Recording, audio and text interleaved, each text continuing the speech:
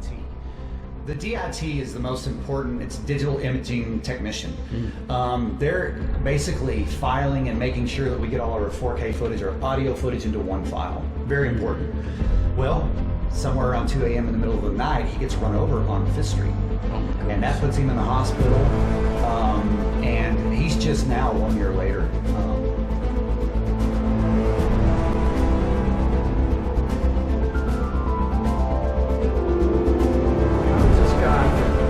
LOCKNEY, Texas. But how do you go from that to your...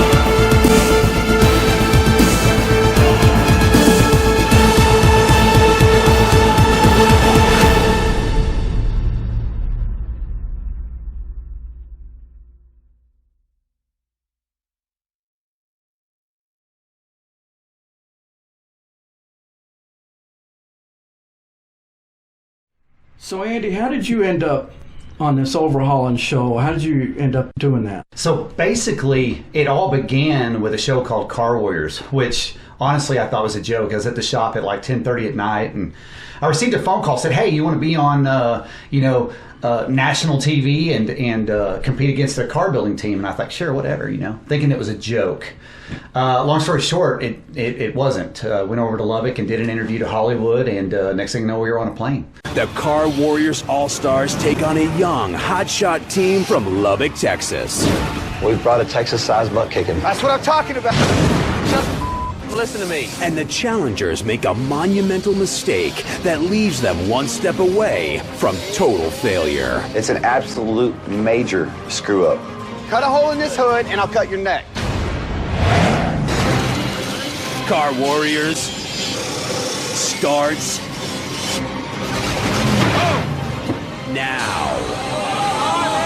And so that was the beginning of TV for me. There was another one before that, wasn't there? No, Car Warriors was the beginning, and all it was a 72-hour car build nonstop. Clock starts, you got 72 hours to build a car.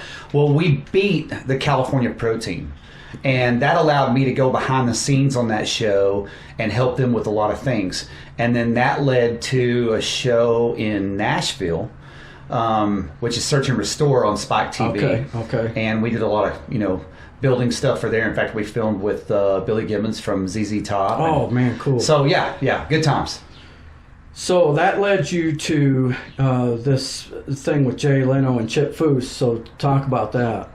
Yeah, so once I got on the show Overhaulin, they asked me to report to Huntington Beach, California. And I finished out the Lotus for the Jay Leno deal. And that's when Chip said, hey, we need a full-time painter on this show.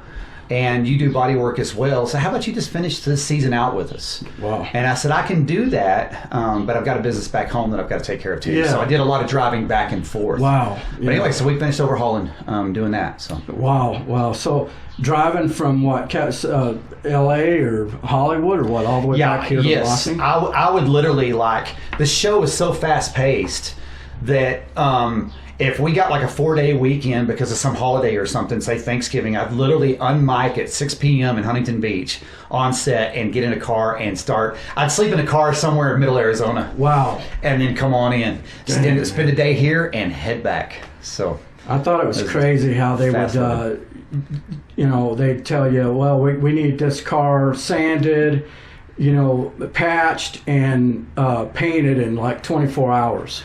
Yeah, it was absolutely nuts. The original Overhaulin was based on 7 days, and then when I came along, it was 3-week builds, which is still really insane. Yeah. But that did allow us a little bit more time to, if you had enough personnel. If you guys haven't seen that show, it's definitely a guy's show. But there is, you know, I really, I found myself crying sometimes watching that show because the stories are just, you know, the people that couldn't afford to do their dream restore could get it done, you know, and I thought that was one of the best shows ever on cable, and it's actually still on all different times on. Yes. On different channels. Yes, they show. I have people all the time that'll send me a screenshot of their TV or something. You know, like, hey, Overhaulin's on right now. You know, so they're doing a lot of reruns on that. What channel is that? Well, you know, they were doing it on Speed, Discovery, and mainly Velocity. Okay. And now I think it's showing on like a Motor Trend type deal. All an elaborate ruse. First, I'm going to bring them up the escalator to the 2nd floor, and then we're going to go into the Hollywood Gallery and around the corner to meet Barry Maguire. And now that Bernie is here, the A-Team, Chip, Jesse, and I hide in a nearby stairwell. Our production team is posing as Barry's crew and invites Bernie to join Barry for an interview about cars. Like, what else would they talk about? Welcome back, everybody. We're here at the Peterson Automotive Museum in Los Angeles, California, hanging out with car guys, the really cool ones. Bernie Fetterman. Bernie, nice to meet you. Pleasure to meet you, sir. And I'm so happy that you're here. Yeah. Let me get this straight. You're a pastor. I'm a pastor. And you're a car guy. I'm a car guy. I mean, it doesn't get much better than that. It doesn't get much better than that. You have faith and horsepower. That's right. That's right. Do you have anything cool in your garage these days? Well, right now I have a 67 Camaro. Did you check the one right behind us here? I saw it when I came in. Amazing. Yeah. We're going to have the builder out in a couple of minutes. Yeah. So what you're working on now? You any part of the car you're working on? Yeah, my family's been working on the interior for me, so I don't know what all's happened. The builder of this car is going to be our next guest. Okay. And there's a great interior inside this one as well, but the whole car is. I'd like to see it. We'll have the builder come out, and then you'll get to meet him. Okay. Because he's a Camaro lover. Good. Yeah. And so maybe I can get you guys together here. How you doing, Bernie? Hey, it's Chip Foose. Did you check out your headliner yet? Does that make any sense? We have a little bit of a surprise for you. It's starting to make sense. Congratulations. I got to shake your hand when you were in Lompoc at Cabrillo. I remember at the car show. Yeah. And you had your car there. I have my car there. Yeah. Now it's here. Well, guess what? Oh my God. Guess what? Bernie, you're on Overhauling. Is this it, man? Yeah. That's your car. Oh my God. Wow. Are you, this is really mine? This is mine? This is yours. This is your car. I'm sorry, man. So what's Chip Foose like? He's the guy can draw. We all know that. That's the one thing about him. It is insane how well he draws. You know, he wasn't on set a ton. He comes in, he does his drawing, and he gives us that drawing and tells us, hey, make this happen. And then he'll come in and do a few things, a couple hours a day or whatever. But he's a great guy. Definitely has a passion for cars, for sure. When he would do these drawings, is that, because on the show, you know, it appears like, you know, maybe a period of like 30 minutes that he did it. Is that about right, or is it a little bit? Yeah, so it'll all be pre-planned, and then the sketching will begin under camera, and of course in post they speed that up a little bit. But a general drawing normally in an hour, especially if it's got interior shots and stuff, he usually does in an hour and a half, 2 hours. Wow, man, that's insanity. It is pretty cool with the marker. Yeah. Well, man, we lost Jessie Combs several months ago. I understand that you were pretty close with her.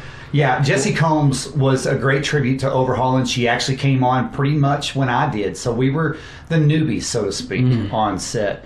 And that's where I think her and I built a good relationship, because we were kind of new to set. A great girl, very knowledgeable, very passionate about the industry. I enjoyed her.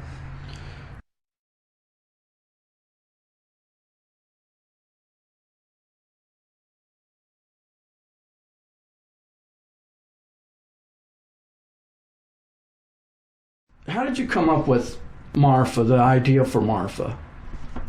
So I took a trip down to Marfa one time because I don't remember. I heard about the Marfa lights from somebody. And I like that sort of stuff, that kind of a, mystery type of thing. So I decided, you know what, I'm gonna drive down there one weekend. So I did. And I went down there, and I'm very skeptical of things like this. In fact, I wasn't really expecting to see the Marfa lights. And I did. I went out there to the observatory, which sits about 4 miles outside of town there. And sure enough, I mean, they've got weird lights that show to appear up on the horizon. They change colors, they float, they move. It's strange. I don't know. Yeah. It's weird. Yeah. So I thought, as far as the movie, I thought, why hasn't there been a movie written about this phenomenon? I mean, Unsolved Mysteries back in the 90s came in there and did an episode on that. And I thought, well, wow, there needs to be a movie with a twist, so to speak, on this. So that's where this all developed. Yeah, when I researched Marfa just for this interview, I couldn't find a lot about it. I mean, there's just not very much information. There's not very good footage. The footage, most of it is shot back at the observatory area or whatever, and people don't have the best equipment or whatever, and so there's just not been a lot of information about it. So how much of this movie was filmed in Marfa? Yeah, so Marfa itself is a crazy backdrop for film, for the film industry. In fact, the Coen brothers loved it. They filmed, No Country for Old Men down in that area. Kevin Bacon's currently filming a show down there. A lot of Hollywood is down there. The movie Giant, for instance, back in the 50s. Okay. Yeah. But long story short, Marfa is, it's weird. It's strange. It's very artsy. Time seems to almost inevitably stand still down there. And so we filmed about 3 days of Marfa, which would equal on screen time probably maybe 20% of it is actually filmed in the community. And then the rest of it's filmed pretty much in Plainview. Yes. Right? So Plainview being 15 miles from me and having certain streets that kind of match that old, West Texas town decor, basically. Plainview is looking very forward to being into the film industry, especially when we had, Leap of Faith back in the early 90s filmed there. And so that being the case, Plainview was very hospitable about this. In fact, Stelio Savante and Tony Todd talk about that in another interview. Plainview was very open-armed about this and very welcoming. And along with that, also your businesses, like the Broadway Brew and all of your different antique shops down Broadway there. Yeah, it's kind of like if you've seen Hell or High Water, that movie is filmed in West Texas. Yes. I can't remember the towns, but they all look like a typical Western, West Texas town. They have the same type of architecture, the brick streets and something to add to that, you think about, you take California, the state of California, you do not have any town there that has that old early American town, the brick mains and that is unheard of in the state of California and for a lot of this country. So it's neat to be able to bring this film into that small brick, layered main street that Plainview has. So how did the filming process go in Plainview? Absolutely smooth. Our very first setting was with Tony Todd, and it was on the rooftop of the Fair Building there on Broadway. Really cool. That's where our first battle on screen between the two who basically have opposing sides in this film take place. That's where we introduce the mayor of Marfa, which is Tony Todd. And their conflicting interests of what's going on here in the town takes place at the very beginning on the rooftop of the Fair Building. So I understand there was some kind of an accident or something that happened. Yeah, so behind the scenes, Marfa was plagued with all kinds of stuff, from Tony bringing two left shoes to you name it. Oh my But goodness. our biggest event, which was tragic both on him as a human being and production for a little while, and that is our DIT. The DIT is the most important. It's digital imaging technician. They're basically filing and making sure that we get all of our 4K footage or audio footage into one file. Very important. Well, somewhere around 2 a.m. in the middle of the night, he gets run over on 5th Street. Oh my goodness. And that puts him in the hospital. And he's just now 1 year later recovering from that. He's walking again, not working, but walking. So he's went through a lot of recovery. His name is Caleb Stevens. And a big shout out to him as well for what he's went through. But long story short, in the middle of the night, that night, we had to fly in a new DIT, and the closest we could get was North Carolina. Wow. So, yeah, movie magic, man. My goodness. My goodness.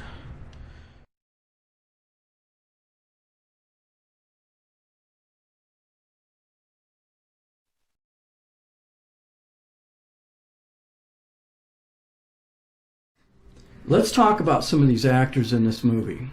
So we have Tony Todd. Talk about Tony Todd.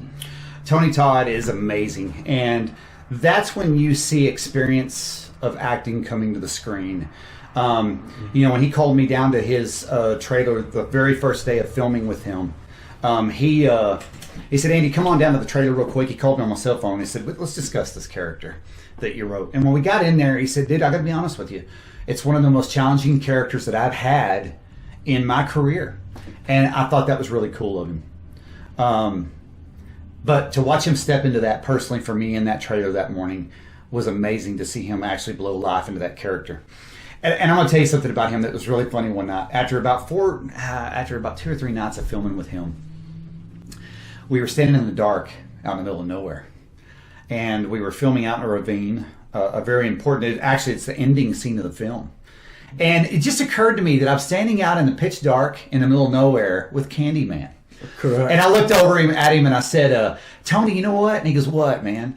I said, I just realized I'm standing in the dark out in the middle of nowhere with Candyman. It's kind of creepy. And he kind of looked at me and goes, you're just now realizing that, man? Right. He's funny. He's a great guy. Unbelievable actor. Right, and he was also in the movie I remember him for is Final Destination. Yeah, Final Destination. He's in a couple of those, isn't he? Yes, and I think currently on Netflix there's a series called The 100 or something that he is briefly in as well. Okay. Stelio Savanti. What can you tell me about him? What was that experience like working with him? I've got to give a lot of credit to this man. Stelio Savanti has really been an asset, even in pre-production. In fact, he's come on as a producer of this film. He has helped me take this to a level that I probably on my own, well, I know I wouldn't have been able to get it to. He has helped develop this in pre-production, production, and now in post-production, and he's a key element in getting this film to different avenues of distribution as well. Yeah. So, and an amazing actor, unbelievable, and such a great guy. He's funny on set. Still, he's a cool guy. And this is a guy that does the voice of Ajax on Call of Duty. That's correct. Yes, yeah. And a lot of people recognize him for that. It's for the Call of Duty. Inbound. Threat neutralized. 9-bang. Chips. 9-bang inbound. Incoming Hellstorm. Contact battery. Enemy ROV. Trophy going out. Concussion going out. Killed firebreak. And he voice overs during the entire film. So that's kind of cool. Stelio coming from Ajax from Call of Duty. Okay. Your Call of Duty fans can listen to Ajax basically narrate this entire film.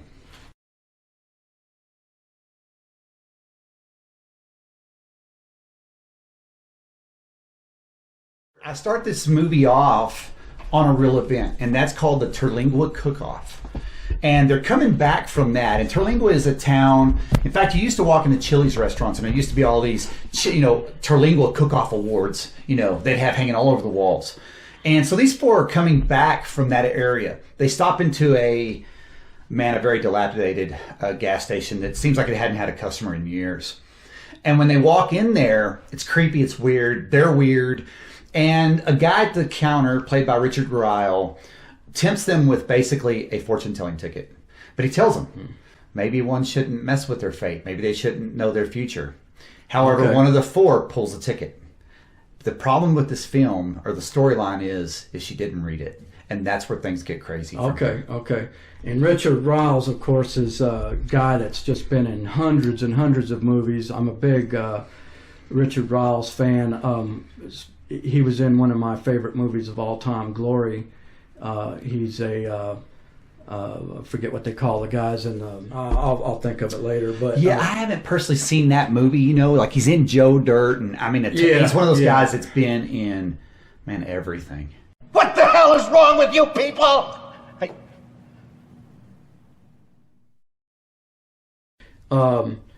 I understand that we had some local talent involved in that Cotton Center.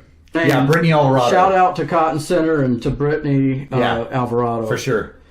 Unbelievable. I could not believe this. So when I first did a casting call months, probably 8 months probably before filming, we had over, it was like 3,900 people apply. It was insane. I could not believe it. Great turnout. And so what I did was I gave them a small section for the character they were applying for, like a dialogue from the film. And it was their job to tape themselves, record basically an audition, and mail it back to me. And I narrowed it down finally to 250 auditions. And then I started narrowing it down to about like 5 for each role. Wow. And out of nowhere, and the whole time I'm going through there, when I get it narrowed down, I noticed this girl that applied has an 806 area code, same as ours. And I said, whoa, what's going on here? So I called her and she said, yeah, I actually know you. I live in Cotton Center. Wow, that's cool. Oh my gosh, 25 miles away. And I'm going to tell you something. This is her first feature film. Most people who act go through a ton of short films and a lot of stuff before they ever get here. Hollywood was nervous about this. Right. They said, Andy, are you sure about someone who has not stepped into a major role before, or in a feature film at all, and then playing a major role on top of that? Right. I said, I'm telling you, we have had Scott calls. We've worked hard with her, and she promised me that if I would just trust in her, she would not let me down. Mm-hmm. She was spectacular. Even Stelio Savante, Tony Todd, and all of them were impressed and said, you did right, Andy. She actually nailed it. She was amazing. Here we go.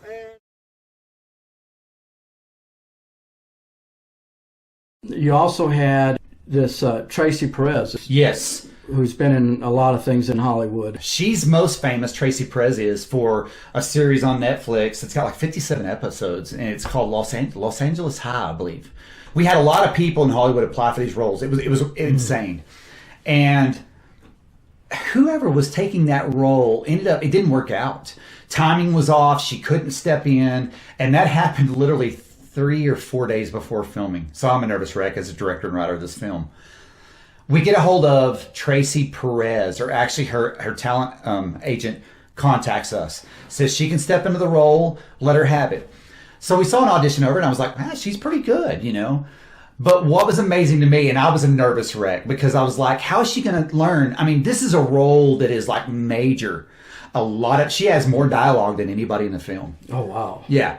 So I'm like, how is she going to remember all of her lines? Well, as a new director, I learned something. It's not like a play, where a play, you learn all of that, you memorize your lines. Acting in a major feature film is not that way. They learn literally minutes before we act the scene out, they learn just what's happening in that scene. My goodness. She was amazing. Yeah. She stepped in and took the role of Allie Hollowell, which is this kind of a smart aleck, one-liner, witty kind of person. Right. And she nailed it. It's unbelievable how well she did. Kyle Colton. Yes, Kyle Colton's been in a lot of different feature films, independent films. This guy was unique. So he took on the role of Matthew Bench, one of the four that this film is about, the four friends, and how their journey and their friendship is going to basically change over the course of this film. Right. This guy here, what I loved about him, some of his best lines, and I've actually left some of that in the film, when we would basically just be filming the scene, we'd let the camera continue to roll a little bit to give us a tail end. And this guy would say stuff that was absolutely hilarious. And so he was just naturally funny, which is what that character's about as well. He's basically the opposite of Eric Street, his friend in this film. Eric's a lot more serious, going through a lot more changes. So this guy is the lighter side of life. Kyle did a good job doing that. Well, let's talk about that Eric character that played by Marcus John. Yeah, this guy here, when I saw his audition reel, I knew he was going to be my Eric Street. He nailed it. And I'm like, you're in, man. He is naturally funny as well, but he had to play a more serious role in Marfa and did a good job because he's the one that is sensing something changing. Something's going on here in this town. What is it? And he's not saying much, but there's a lot of things in this movie that are Easter eggs that are giving him a hint as to something weird is happening here. Right. Okay, so then we have another Texas actress. Her name is Kimberly Pember. Kimberly Pember had an amazing reel. We had a lot of people apply for that role as well. I had a hard decision between her and one other. They were both really, really good. I had leaned toward her. I had some other people lean towards the other. We flipped a coin, and she's what come up. And I couldn't be more thankful for the side that coin landed on. She was amazing. She's got a Marilyn Monroe look, and when you finally see this film, you're going to understand that that's actually kind of cool because she's the front line of Marfa. She's the first people meet. I would call her the mother of Marfa because when the four come into town and they sit and they walk into the Broadway Brew, which is the Marfa Diner, they sit down and she's the first one that they meet, first one that she speaks to, and she's already dropping hints of things happening. And she is amazing.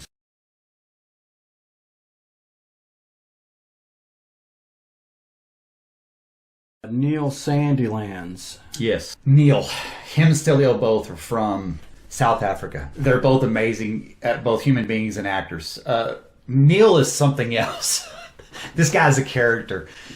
The first time I talked to him, he was going to step into a role that's called, and of course he's from The Flash, plays the Thinker. This guy, talk about somebody who can blow life into a character that you've wrote.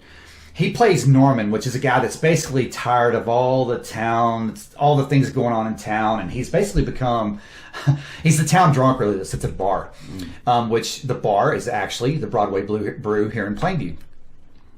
This guy, when I talked to him on the phone one night, he begins to speak to me in Afrikaans. And I didn't know what it was. I was like, dude, what are you saying right now? He goes, oh, dude, it's my native language, bro. It's called Afrikaans. I'm like, okay. And he was doing a poem in it. I said, I tell you what, hold on a second. What if at the bar in the movie, when anytime you get mad at the waitress or whatever, what if you just all of a sudden just went off into your native language and spoke Afrikaans? And so in this film, he does that like once or twice. And it's funny, it's odd, and that is Neil. He is wonderful. So then we have this character right here, and this is a really cool guy that's been in Pirates of the Caribbean. Yes.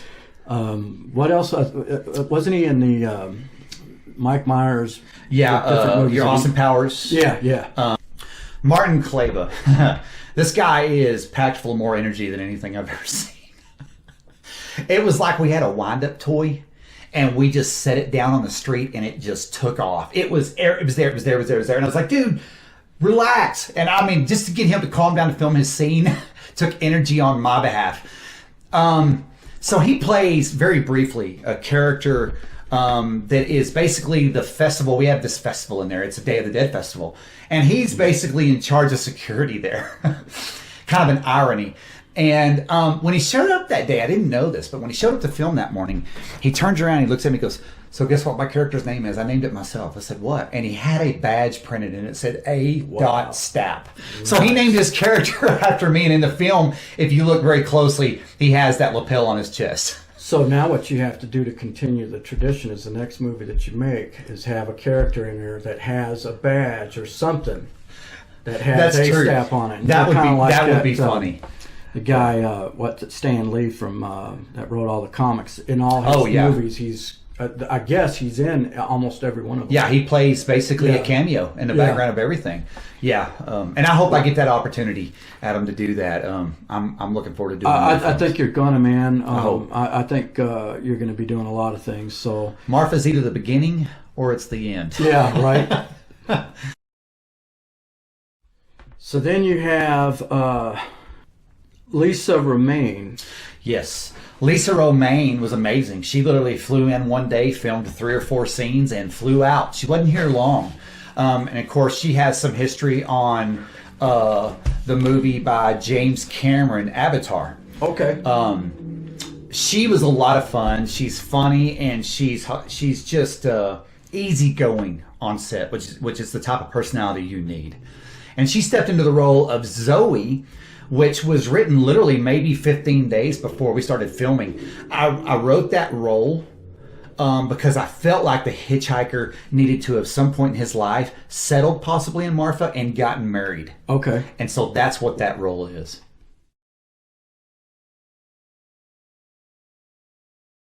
Well, everybody can go to marfamysterymovie.com to see all the different actors and people that are on the set. We can't go through every single one of them, but talk to me about the process of creating a movie. How do you go from, and I'm sure there's a lot of people wondering, like, how does this guy from Lockney, Texas, family business, painting cars, gets on a show, but how do you go from that to because the way this thing went down was, the way I understand it is you got to go to do the movie, and all of a sudden you're in charge of this big project, and you just had to pick your pants up and just go with it. Yeah. Long story short, when I first wrote this film, and let's just start with the very beginning of writing a film. So you start with an idea, that's your seed. When you have this idea, you start to write a story and create something off of it. Of course, that alone is going to go through 200 changes, okay? But the biggest challenge is writing your characters. Who are they? How do they react? How would they handle things? How would they say things? And every character needs to be different. The key to success, and hopefully success here, is that somehow in every feature film that we watch, we need as an audience to relate to one of those characters. And I think in Marfa, because it is very character rich, there's like 15, that you will find somebody that you love in this film that you can connect to, and it'll make you love this film. Because in the end, Marfa sends a good message, but we got to go through the Twilight Zone to get there, which labels it a dystopian sci-fi. After we wrote the characters, then I started learning basically that now, how are people going to see this film? In other words, I now needed to look through the eye or the lens of the camera. And as a director, that's what you've got to do. You've got to be able to focus 100% on the art of what this film is going to play out, how it's going to look on the big screen. And so that was the next challenge. Making a movie, I underestimated it, as most people would. When I first got this film and decided I was going to do it, I literally was going to do it with a DSLR camera and a pretty good audio and some decent lighting, and we were going to make this thing work. I literally had budgeted this at the start for maybe $30,000. Yeah. Was I wrong? Yeah. But what happens is we start picking up a bigger actor. Well, then I'm like, well, crap, man, I can't slow down now. And this became a snowball because we had so many different people in Hollywood applying. It was crazy. And Andy McDowell was the one that I was talking about earlier that had applied for, I believe, the role of Zoe. So this is crazy who it attracted. But it picked up and it started snowballing. It's like one of them deals like, you can't cut dollars now and you can't cut time. Right. We got to do it right. So it's been a learning experience. So you go to Hollywood production company or something, and you just kind of throw this thing out there and say, here's what I envision, and you basically sell them this idea, don't you? Yeah. Well, so how it happened, literally. Okay, so if you write a screenplay, even if it's a good one, the problem is ever getting it filmed. The way Hollywood works, you've got all these production companies, and they have a small board, so to speak, that goes into like your the Writers Guild. And there is files and files of genres of films or screenplays. And they go through them. Well, I like this one. I like this one. So literally to get your film or your screenplay ever to the big screen, it's tough. I decided I was going to do this on my own. So that's why I'm the sole executive producer. Yeah. But what happened and what helped was it began to gain attraction. We had several different agents throughout Hollywood, from Buffy the Vampire Slayer to all kinds of people that were calling. And so what happens, I guess, is that when it gets on the desk of one, it gets on the desk of many. And so this spread like wildfire. And next thing you know, it's being introduced into a lot of different websites and newspapers across the world. Italy, China, Russia, matter of fact, everywhere. It's been insane. So when you hear these actors, they talk about, I got this script and I just fell in love with it. And so you have them coming to you. And you talked to me earlier about that a lot of this now is just done right over the internet, right? Yeah, I particularly did everything via Skype. Yeah. And the reason why is I wanted to work with each of my actors one-on-one. Sure. But here's the problem. Even though they all are good at their individual part or role, that doesn't mean that they work together well chemistry-wise. Sure. As a whole. So we did 2 or 3 meetings via Skype as an entire, and we went through the very beginning of the movie to the end, and we acted it out via Skype. Wow. And that's when I realized the chemistry's good. We can now film. Because normally, you really want to put your eyes on these people in person, shake their hand, meet them, let them meet each other, and let them warm up. So we did something kind of unique, and we did that via the internet. That is pretty cool. So, I seen a thing where Breaking Bad cast. It's on YouTube. You can watch it, but they're sitting down, the whole team, in like 3 or 4 tables, all around, reading their parts for the next week. Yep. You talked about this process of writing this thing and how you had to kind of change some things and mix things up on the fly. Yeah. Because the way that you wrote it out originally doesn't necessarily play out once you start the cameras and things like that. You will write a movie 3 times, okay? When you finally get your screenplay to where you've locked it, you're done, and you're 100% happy with it, well, guess what? You wrote it once in pre-production. You're going to rewrite it again when you start filming in production because things are going to change or you're going to see something visually. And then in post, of course, you may change the order of things, the order of scenes, the way things play out. So you literally write a film 3 times. That is just crazy. It's nuts. You know, and then you talking about the guys are you know, looking at their script or what have you right before they even shoot. Yeah. You had talked about that one of these actresses, and I can't remember which one it was, but she literally arrived on set. You hadn't even met her yet. My first phone call with her, I'm not joking, was she was on her way to the LA airport to fly into Texas and take this film over. And I was a nervous wreck because this is honestly the role with the heaviest dialogue. Sure. And I was just like, in my mind... Was that Tracy Perez? Tracy Perez. Yeah, okay. And in my mind, there was no way she was going to be able to do this. Right. Man, did she prove me wrong. When you watch her on film play Allie Hollywell, the way she expressed things and her facial expressions and stuff like that just really sells that character. She's amazing. And she's really the beginning of what kind of... In fact, in the end, she makes a statement like, oh my gosh, I caused this, you know, because she pulled that fortune ticket in the very beginning. Okay. So you just give these guys their scripts, and they don't sit there and practice together or anything like that. They come on set. Today we're filming this, and this. Yeah. Right? Isn't that kind of how it works? And then, so they have to bring the life into the character right there on the spot, just out of nowhere. They do. You know, the thing is, you can write a character all day long, and you can write it in depth to where it's a very well-rounded character. The problem is, you got to have somebody actually step into that, and you'll know the difference immediately, especially through audition reels, if a person can do that or not. Mm. And so I was real careful with that. And these people literally, I mean, scene by scene, they would look at their part and go, okay, so this is what I got to say during this scene, and here's how it plays out. Here's the gist of that scene. And then when we would yell, you know, action, I was just amazed to be looking at my director's monitor and watch something you wrote and the characters come alive on that screen. I don't know how to explain that. It's just, it's unreal. And it's surreal. And I just never, what I wrote and envisioned, they took it to the next level. Amazing what actors can do. So where are we at right now? So the movie's done. Where are we at? Currently, the film. So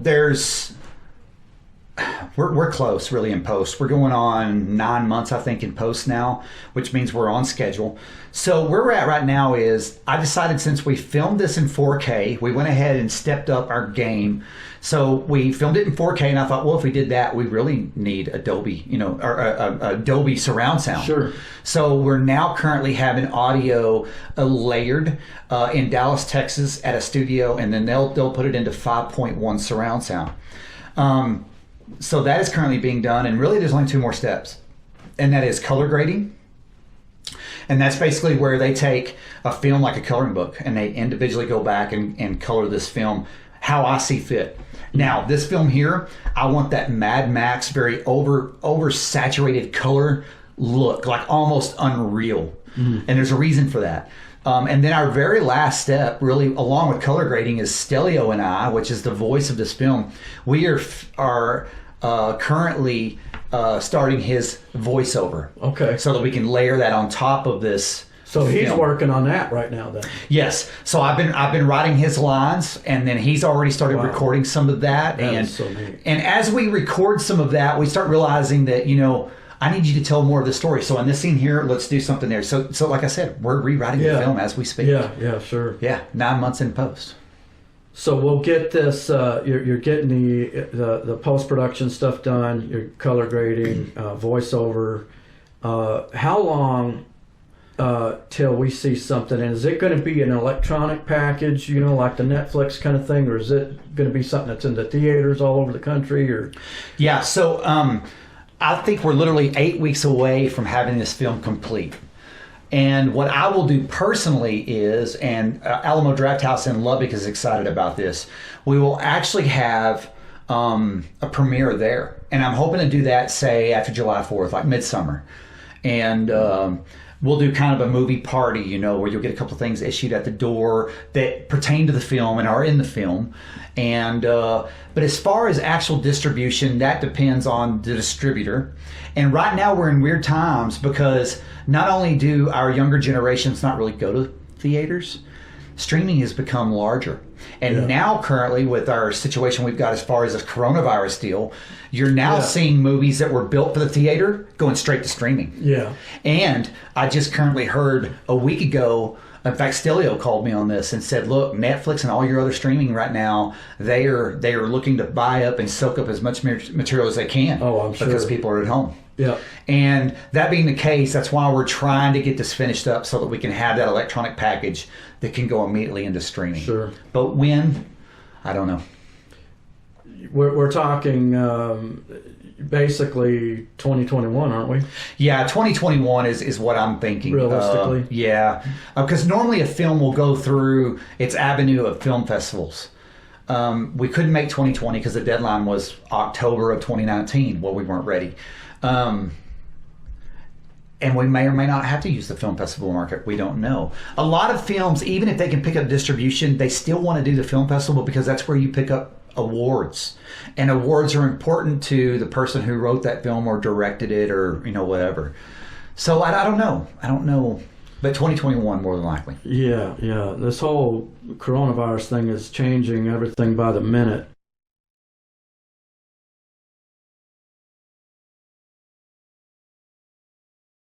In the making of this film, one thing that I do want to do personally, and that is to thank the 806 area for helping us film, for Marfa, Texas, 5.5 hours south.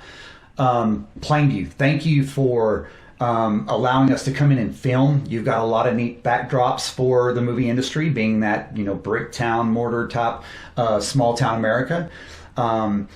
Each business was very hospitable to us. And I appreciate that. They gave us everything we needed, from security with police department or whatever. So thank you very much for what you did for this film.